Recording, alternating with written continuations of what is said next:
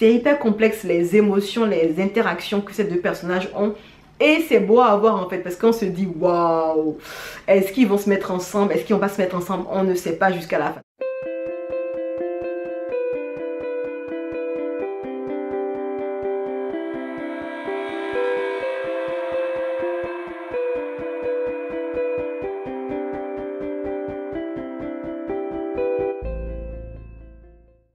Hello, moi c'est Diane et bienvenue à vous sur cette chaîne où j'aime parler de drama asiatique, de livres et de trucs que j'aime en général. Alors dans cette vidéo, je m'étais dit que j'allais vous parler de ma passion pour les dramas plutôt courts en fait. Vu que ça me prend moins de temps en général, je vais préférer plusieurs short dramas à un drama entier de 16 épisodes.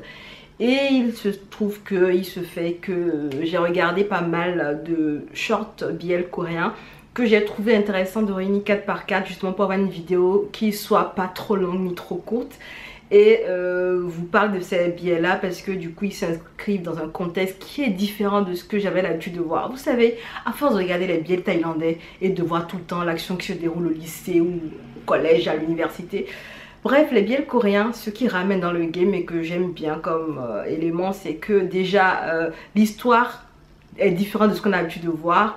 Déjà on a un certain esthétisme qui témoigne de l'expérience des Coréens sur les dramas, donc ils injectent ça dans une romance BL et en général vu que le format est assez court, ils concentrent vraiment les actions, ils concentrent vraiment l'émotion et tout ça. En général j'aime bien les BL coréens, on va dire les BL coréens short parce que ouais bref, let's go pour 4 BL coréens. Alors le premier BL coréen dont je vais vous parler c'est All the Liquors. J'espère que je le dis bien. C'est un drama coréen de 8 épisodes de 20 minutes. Et on va suivre Park Ki-hoon, un chef cuisinier qui a un restaurant qui est plutôt coté. Mais en fait, le restaurant est coté, il y a de la bonne bouffe. Mais en fait, il ne vend pas d'alcool dans ce restaurant-là. C'est sa règle à lui. Il ne veut pas qu'il y ait d'alcool dans le restaurant en question. Et il va croiser un jour Han Ji-woo, un mec qui est vraiment féru d'alcool, qui adore bien consommer de l'alcool et les accompagner de bons plats. Donc ces deux-là, ils vont se croiser dans le cadre, je pense, d'une soirée de Han Ji-woo. Et à un moment donné, quand il va goûter la nourriture du chef cuisinier, il va vraiment tellement adorer la nourriture là que Han Ji-woo va proposer à son entreprise en fait d'engager le chef qu'est Park Ki-hoon pour représenter une nouvelle marque de soju. Donc ils sont censés faire la promo dans leur entreprise. Donc ces deux-là vont s'associer pour essayer de créer l'accord mais parfait pour la nouvelle boisson de soju que propose en fait que propose de marketer l'entreprise où travaille Han Ji-woo, notre gros dévorateur d'alcool. Ce que j'ai aimé dans ce drama, c'est que ça m'a rappelé un peu Work Little Drink Now, avec des amateurs d'alcool qui sont vraiment passionnés par le sujet et qui maîtrisent le sujet plutôt bien et qui ont un très bon fond, qui sont gentils, qui adorent ce qu'ils boivent et qui adorent les accompagner de bons plats. Donc je reviens retrouver cette ambiance-là. Il n'y avait pas certes un trio comme dans Work Little Drink Now, mais Han Ji-woo en fait adore vraiment l'alcool et il aime bien, il est heureux quand il boit. Et honnêtement ça fait plaisir à voir quelqu'un qui profite juste de son moment pour avaler quelque chose, vous voyez. Donc c'était vraiment intéressant à voir. Et bien entendu le fait qu'il arrive à agrémenter ses soirées d'alcool avec de bons petits plats justement pour éponger un peu l'alcool. J'ai trouvé ça super intéressant parce qu'il avait un bon palais et il arrivait en fait à ajuster, à trouver le plat qui s'accordait parfaitement avec l'alcool qu'il était en train de boire. Donc c'était super intéressant à voir. Et bien entendu la collaboration entre le chef cuisinier et le gourmet va marcher très bien. Les deux foncièrement ont un bon fond, donc de toutes les manières l'histoire va démarrer. La romance BL, on est dans le BL, hein, donc l'histoire va démarrer sur des personnes qui, après leur première rencontre qui était un peu bizarre, il y avait eu des quiproquos par rapport à certains termes qui s'étaient échangés. Ils ont fini par comprendre l'un ou l'autre qui sont plutôt foncièrement bons.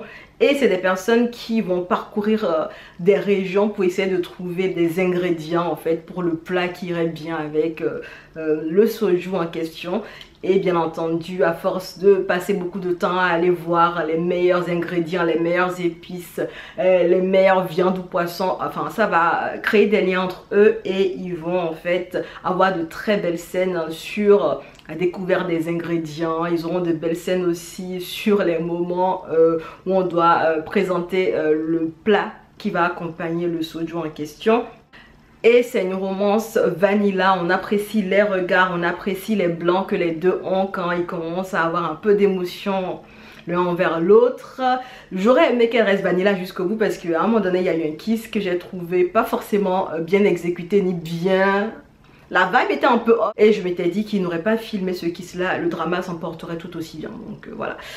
Donc c'est un drama qui est pas mal, 8 épisodes de 24 minutes. Écoutez, si vous voulez voir un drama qui parle d'alcool, de nourriture, de chefs cuistots qui sont cute, beaux. Surtout en fait, le mec qui adore l'alcool, il est vraiment trop mignon en fait, il est très très cute. Donc c'est vraiment beau à voir ces deux personnages et leurs interactions, donc pas mal.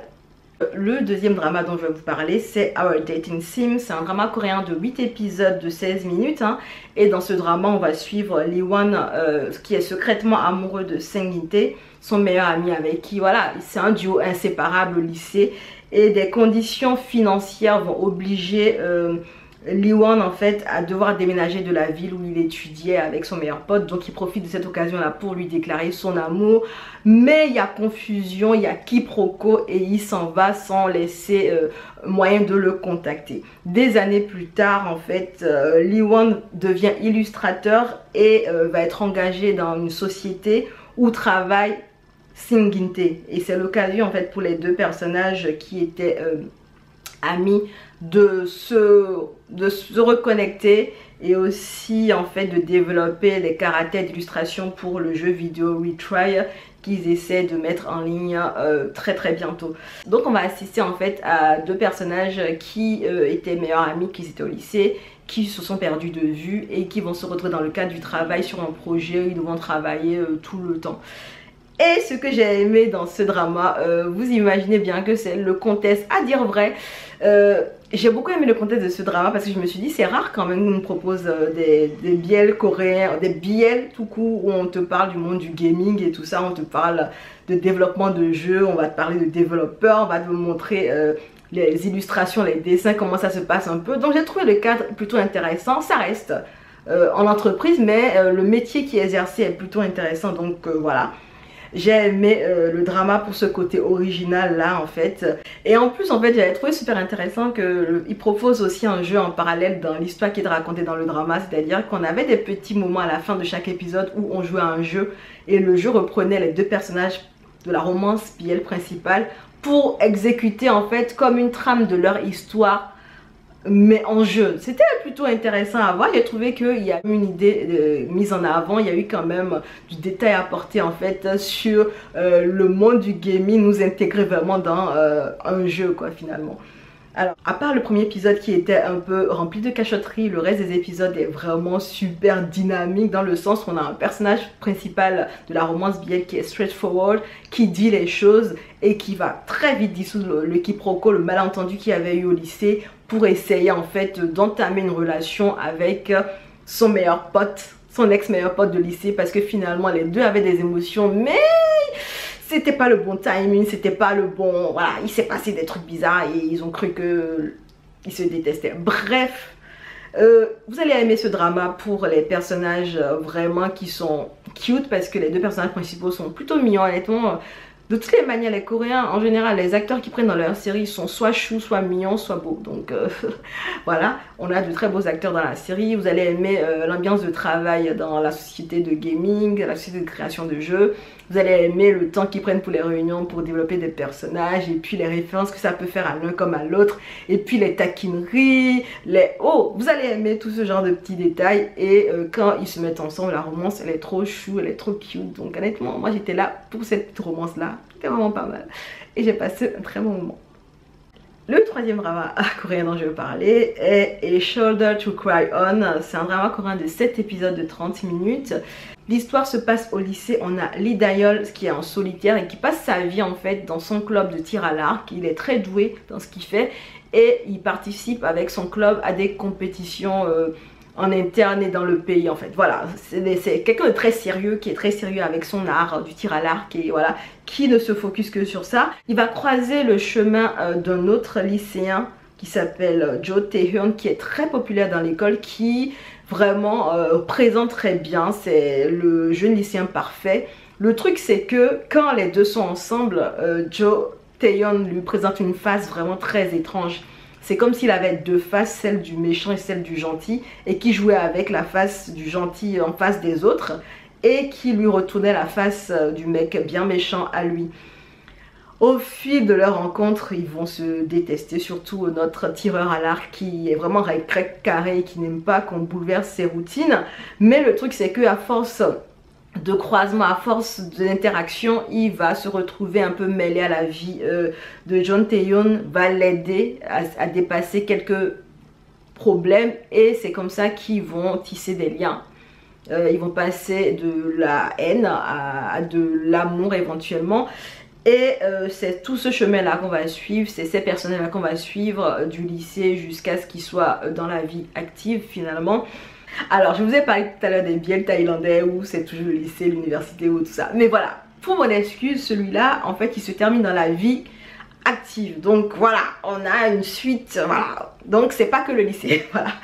Alors j'ai bien aimé le fait qu'on parle de compétition, qu'on soit un peu dans le club du tir à l'arc avec des tensions qui peuvent naître entre les différents membres du club qui veulent être mis en avant, qui veulent être perçus comme les grands vainqueurs, les personnes les plus fortes en fait du club. Il y a toute cette partie là que j'ai trouvé plutôt intéressante qu'ils ont essayé de développer un peu. En même temps ils n'avaient pas autant de temps que ça mais ils ont fait du mieux qu'ils pouvaient. Et aussi ce que j'ai aimé vraiment c'est Lee Dae-yeol. En fait j'aime bien les personnages qui sont pure heart, je sais pas comment vous expliquer ça, c'est des pure soul. En fait j'aime beaucoup les personnages pure soul et Lee Dae-yeol en fait en est vraiment un. C'est quelqu'un qui est foncièrement bon en fait, il ne cherche pas à créer de mauvaises vibes, il ne cherche pas mal à autrui.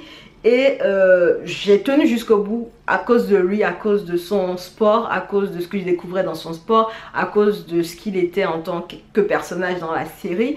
Et à un moment, et personnellement j'avais du mal un peu avec le personnage de Jo Tae-young parce que du coup Jo Tae-young était vraiment très, comment dire, il était vraiment un peu dur avec notre tireur à l'arc et ça faisait peine à voir, surtout que on sentait énormément que Lee Dae-yeol était beaucoup plus vite tombé en amour pour l'autre et c'était vraiment waouh. C'était un peu chaud quand même si Jo Tae-young a eu un passé traumatique et qu'il est ce qu'il est à cause de ça. Honnêtement ça fait mal au cœur quand même de voir notre pure soul se limite perdre la tête à cause des actions qu'aura Jo Tae-young. Donc honnêtement pas mal mais j'ai eu du mal avec le perso de Jo Tae-young et j'aime pas qu'on traumatise les pure soul donc voilà. C'était un peu compliqué pour moi. Et pour finir, le summum du pure soul qui va se faire trahir, dont la gentillesse sera balayée, fouettée comme pas possible. Je vous présente An Intention Love Story. C'est un drama coréen de 10 épisodes de 30 minutes. Et on va suivre Won Yeon, mec qui s'est retrouvé licencié suite à un bail bizarre avec son chef. Bref, il a été le bouc émissaire, donc on l'a viré pour quelque chose qu'il n'a pas fait. Et il décide de passer en fait un séjour dans un petit village un peu retiré juste pour se rafraîchir un peu les idées et revenir avec le bon mindset pour rechercher un nouveau taf. Le truc c'est qu'il va tomber par hasard sur un artiste du nom de Yoon Tae-jeon qui est l'artiste phare en fait de son directeur d'équipe, de son manager le plus haut passé dans la société où il a été viré. Et cet artiste-là avait tout simplement disparu de la circulation, on ne savait pas ce qu'il était devenu. Donc, notre cher monsieur licencié Won Yeon là va décider de devenir un peu l'espion et va essayer de se rapprocher de l'artiste qui lui justement a voulu s'isoler consciemment, sciemment, il a fait son isolement, il a voulu ça. Mais l'autre, en tant qu'espion, va se rapprocher de lui et va essayer d'être proche de lui, au point de lui demander un service quant à leur entreprise, c'est-à-dire assurer une exposition de ses œuvres à lui. Donc voilà, c'est connu en général, hein, je sais. Les espions, quand ils commencent leur bail bizarre là, en général, ils finissent toujours pas tomber amoureux de la personne qu'ils espionnent. Donc ça n'a pas manqué ici. Honnêtement, ce que j'ai aimé, c'est déjà le contexte dans lequel se passe l'histoire, parce que l'artiste en question, il fait de la céramique et on nous montre comment il réalise ses créations. On va vous montrer les process au niveau de la poterie, de l'argile, comment c'est façonné. On va vous montrer aussi comment c'est chauffé et tout ça. Donc j'ai trouvé ça très intéressant parce que je n'y connais rien. J'ai trouvé ça plutôt intéressant de voir comment ça se passait. J'ai aimé l'artiste aussi pour son côté pure soul. Vraiment c'est quelqu'un de foncièrement gentil. Et je ne sais pas pourquoi ils sont tous foncièrement gentils, mais j'aime bien les personnages comme ça. voilà. On ne choisit pas la violence, hein. En général, quand vous regardez des dramas, on essaie de trouver un truc qui vont vous rapporter un peu de baume au cœur. Et j'aime bien les personnages qui sont un peu pure soul, qui, voilà, qui sont bons et qui, voilà, ne se font pas marcher dessus, hein, de préférence, on aime ça. Et donc, en fait, le petit espion, c'est vrai que j'ai un peu eu du mal sur les trahisons à droite et à gauche. Mais finalement, vu qu'il est tombé amoureux, voilà, là, il se pardonne, nanana. Mais j'allais vous dire que j'ai aimé ce drama pour le couple secondaire, parce qu'il y a, enfin c'est pas un couple, les personnages secondaires on va dire, c'est deux personnages qui ont grandi ensemble, c'est des amis d'enfance, et il y a quand même parfois un interdit dans leur romance, parce qu'il n'y a pas vraiment de romance entre eux, mais il y a quelque chose qui pourrait ramener à une romance en fait. C'est des personnes qui ont peut-être des sentiments l'un pour l'autre, mais le fait qu'ils aient grandi ensemble et que l'un connaisse très bien la maman de l'autre et qui ne veut pas en fait faire de la peine à la maman en question et tout ça. En fait, c'est vraiment mélangé, donc c'est hyper compliqué, c'est hyper complexe les émotions, les interactions que ces deux personnages ont. Et c'est beau à voir en fait, parce qu'on se dit waouh, est-ce qu'ils vont se mettre ensemble, est-ce qu'ils vont pas se mettre ensemble, on ne sait pas jusqu'à la fin. Donc je vous invite à aller regarder la fin. Je vous ai raconté que le début de leur truc, donc honnêtement c'est un peu, voilà, c'est une romance au parfum interdit, quoi. Comme on les aime, c'est vraiment très étrange à dire. Ouais, parfois on aime bien ça. Bon. Enfin, romance avec un parfum d'interdit qui ne ramène pas en prison, de préférence. Voilà. Du coup finalement ouais je crois bien que j'ai aimé ce drama pour notre artiste pure soul et pour les deux personnages secondaires qui justement avaient des interactions très dynamiques et très bouleversantes en fait. Donc j'ai aimé ça, j'ai aimé ce drama là pour ça. Et ça résume un peu les 4 dramas dont je voulais parler dans cette vidéo. Si je devais les classer de mon préféré à celui que j'ai le moins apprécié, je vais dire que mon préféré ce sera Our Dating Sim. Après en deuxième position il y aura All the Liquor. Et puis en troisième position An Intentional Love Story. Et en quatrième position est Shoulder to Cry On. Donc voilà, dites-moi en commentaire lequel de ces dramas a votre préférence. Est-ce que vous en avez déjà vu un dans le lot? Ce que vous en avez pensé? N'hésitez pas à dire tout ça en commentaire. Nous on se dit à bientôt dans une prochaine vidéo. En attendant, prenez soin de vous. Allez, ciao!